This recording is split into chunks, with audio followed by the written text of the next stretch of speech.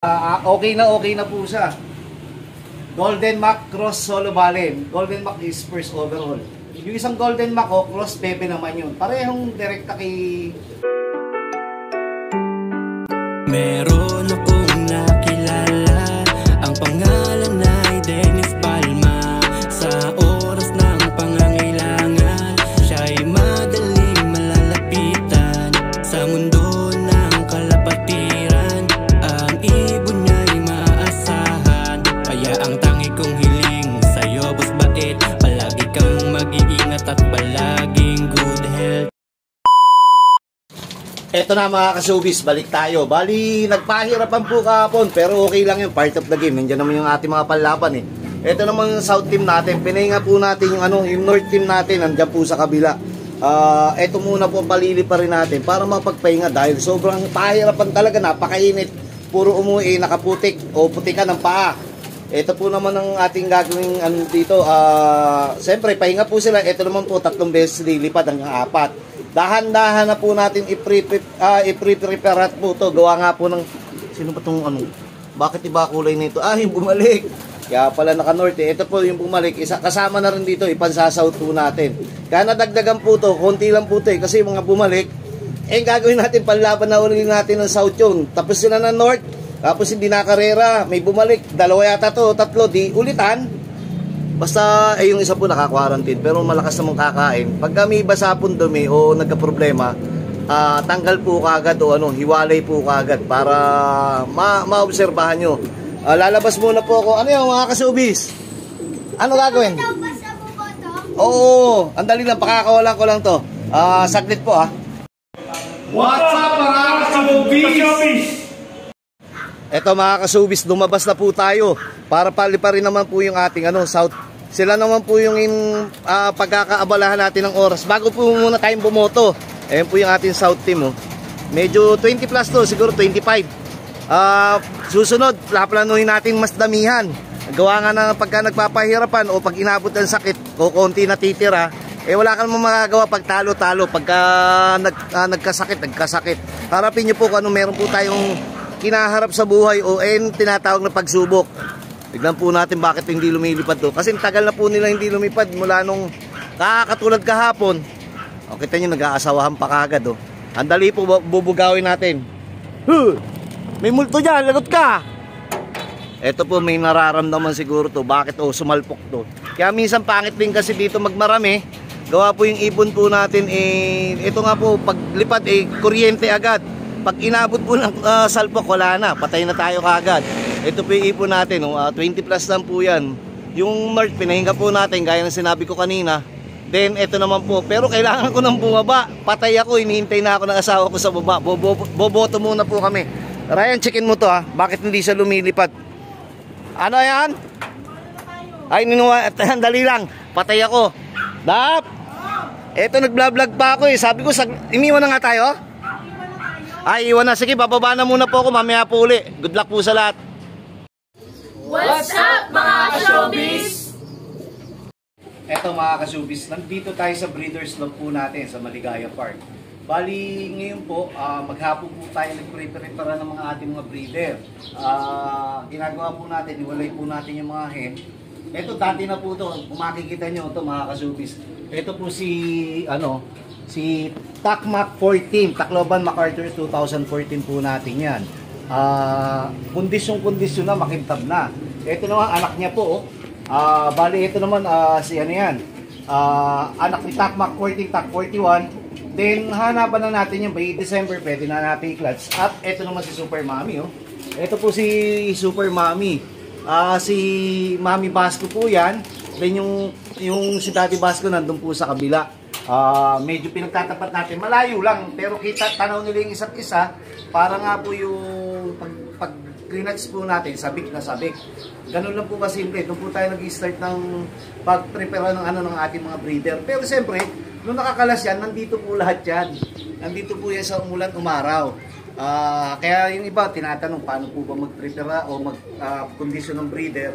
Ang simple lang po, kailangan na ulanan, naarawan, nakakalipad. Kahit maliit na flying pen, basta ang importante, yung hindi po siya na-stuck dito sa cage na ganito. Ito, lalagay lang po natin dito to, mga 1 month lang. Para lang sila kumintab at siyempre, dahan-dahan, kumikinis yan at nagpupulbos. At tulad po na ito, ito, talagang ano na po to si Golden Mac. Anak po ni, ganyan naman po, maliit na magaang na hindi magandang katawan pero para sa akin, kita nyo naman po. Basta naglalabas ng winner, anak niya po si Bunso, nanalo sa akin W Pepsi. Kaso ano, sabi ko nga po, hindi ganun kagaganding treats sila, dumada pa po pagka nangingitlog, hindi ko po alam kung ano. Pero minsan, nung huling dalawang anak nito, hindi dumapa. Siguro na-prepare natin ng todo, ayun po. Ito pag naglaglag na po to, December, okay na po yan. No? Halos, okay na po siya. Golden Mac Cross Solo Balen. Golden Mac is first overall. Yung isang Golden Mac, Cross Pepe naman yun. Parehong direkta kay Jude C. Pareho nagpe-perform. Kaya nga minsan pag kukuha po tayo ng ating mga breeder o gagawin breeder o Stafford, kailangan po yung with history. Yung dire-diretso po, yung hindi lang po anak, hindi lang po, ang taas naman po na ito, hindi lang po anak, hindi lang pamangkin, lahat po, pati apo, pati pinsan. Ito naman po si si Takmak 14. Tacloban MacArthur 2014 po, hindi pa laglag na. Makukumpleto na kung basta pwede na isa lang, kintab-kintab pa yun. Ito naman po naglabas, meron po pong anak na Basco Batanes po to yung 2018, may anak po to 2015, si TAC 15, unfortunately namatay, pero si TAC 15 naglabas din ng ng 21th overall, 2K winner MMFC out of 4,468 birds. 2017 yun. 2018, nagkanak naman po yung isang Joe Torres naman natin. 2K winner din po natin, MMFC. Basta tayo, buenas po tayo doon sa mga young bird. Pero ngayon po, sana palarin pa rin po kahit ang konti ng ibon natin. Ito yung papares po natin. Itinapat ko na po nandun sa dulo. Ito po, mga kasubis. Ito naman si TAC 14. Ayan. Pero Tacloban 2011 ko yan. 14 lang ang tawag ko sa kanya. Bali kapatid din niya ni 8 overall, na yung 8 overall natin na si Super Cup, na bali 8 magkakapatid yun, 5 yung producer. Ito naman po, may anak nga pala to din, may anak din po sila na may anak din po silang 6 overall MMFC 2021-2022 nilipad. Nakahabol yung ibon po natin kahit mabagal. Kaya minsan sabi ko nga po, kahit mabagal po tayo sa standing, basta importante umuwi ng umuwi dahil pwede tayong biruin ng pagkakataon na makapanalo o maka-overall. Ganun lang po kasimple. Basta wag nyo pong intindihin manalo. Enjoyin nyo lang po. Asa ba po to? Ito, mga stitch ko po to. Then ito naman po yung mga iaakyat ko doon sa taas. Ito po iakyat ko, mga young bird ko po to na pinatibay ko lang dito sa Kita nyo po, parang dadamputin lang yung dumi. Tingnan mo ate tingnan nyo po yung dumi kung gaano ka pipino. Yan po yung mga ibon. Kaso hindi po ganun kagaganda yung katawan. Talagang kala mo manipis, kala mo maliit. Pero okay na rin. Basta naglalabas naman ng winner o nagiging producer po natin dito. Mamaya po, ituloy po natin. Dahil merong po, nga pala. Ito pag in-unbox na lang po ito. Unbox mo mamaya nak. Salamat po sa nagbigay kay Mac Biray ng lovebirds po, di ko pa titignan na lang po mamaya, o parakit na tawag na kulay-blue, mga ganun.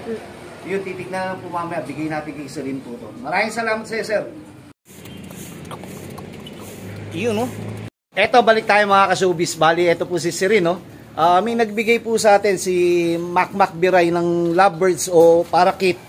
Tignan po natin para malaman natin kung ano po talaga yung binigay. Nakarami nagbigay din po sa akin. Hindi naman po ako humihingi ng kung ano man pong Sige, nak, diretso mo na yan. Ingatan mo lang dito sa baba. Baka dito sa lumusot to. Ayan hindi naman po tayo humihingi ng ibon. Pero siguro po nagmalasakit o naglambing. Maraming salamat. Napasaya mo si Bait dahil ang anak ko ang unang-unang sasaya. Siyempre pag masaya yung anak ko po, lalong mas masaya yung tatay. Ito po, balik po tayo. Yung breeder natin kanina, binanggit, mga babae. Ito mga kak. Dahan-dahan din po tayo mamimili dito. At ibubukod-bukod. Parang katulad po nito, nakabukod na po. Yan, isa-isa po natin binubukod. Yan po yung mga babae. At saka yung dun sa loob, mga lalaki naman, dahan-dahan na natin pong binubukod. Then yung iba pong young bird po dito, iaangat na po natin dito. Ayan po, tapos yung iba namang pwede natin gamitin, bababa naman natin. Ganun lang po yung simpleng pamamaraan ko. Umulan umaraw, di okay yung ibon natin. Ang alang po, wag lang sobrang lakas ng yung ilang linggo na umuulan. Binababa ko na po sila, natatakot na ako, nasusunog po yung todong balat nila, yung balahibo nila. Yung ulan pala ang nakakasunog, hindi yung araw. Pag nakakita nyo, ibang klase, uy, napakawala na ni ate, oh. Ang lilit, oh, cute, oh. Yun. Ba't meron silang may prill sa likod?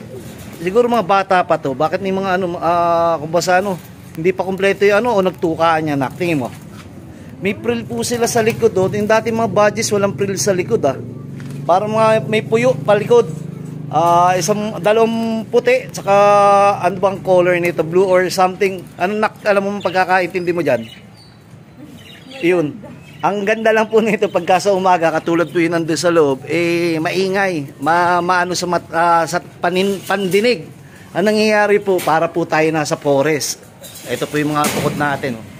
Ayan po, ito siguro mga December po to, dahil ang paa niya paputi pa lang. Yun.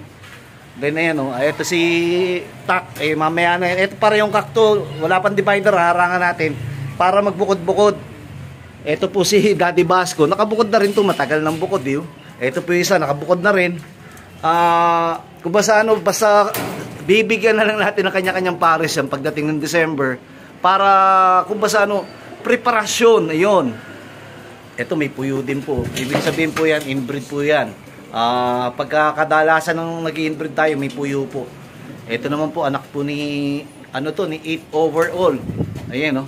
Ang ganda tignan po, pero hindi po tayo Venus of Brown. Naglipad po tayo ng dalawa, awa ng Diyos. Nawala po, hindi po umabot ng 3A ng Derby.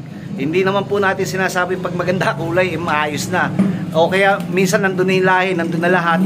Pero hiyangan pa rin pag di kahiyang doon sa ganong ibon. O siguro sa iba, hindi ako, sa ibang kulay hindi ako hiyang.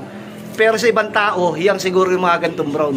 Maganda sa paningin, ang problema nga, iniwan tayo. Siguro gawa din bata pa rin si Bunso eh. Ayan po, isa-isa natin. Ito, kalalagay lang natin kanina. Ito sila but per sight eh. Kaya papansin niyo okay sana, kompleto yung sa leg po niyang balahibo. Nakaano po yan dito, nakatapatan eh. Inilagay po natin kanina, ayan, tinutok ha, pero okay na. Parang kubasan, behave na po sila. Ito po yung anak ni Stitch Sakang. Ganyan po tayo magsimpleng magsalang. Wala pa mga buhangin, basta nilagyan muna po natin.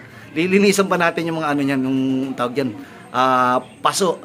O kaya tatanggalin muna natin mamaya. Kaya lahat sila meron na. Ito po, ayan.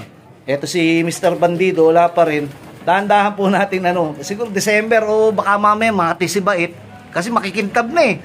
Kondisyon eh. Dito naman sa baba, may paitlog po tayo dito. Hanap nga pala po ako ng pantulong. Dahil doon sa tatay ni aking paring Bigoy, parang stage 4 yata o stage 5 na cancer. Tayo tutulong. Tayo po sabi ko nga, hindi man tayo politiko, kailangan po natin tumulong at maglambing sa kapwa. Para kahit di pa po tayo nananalo sa pag-iibon, nanalo na po tayo sa pagmamalasakit sa kapwa at pagmamahal. Sige po, mamaya po ulit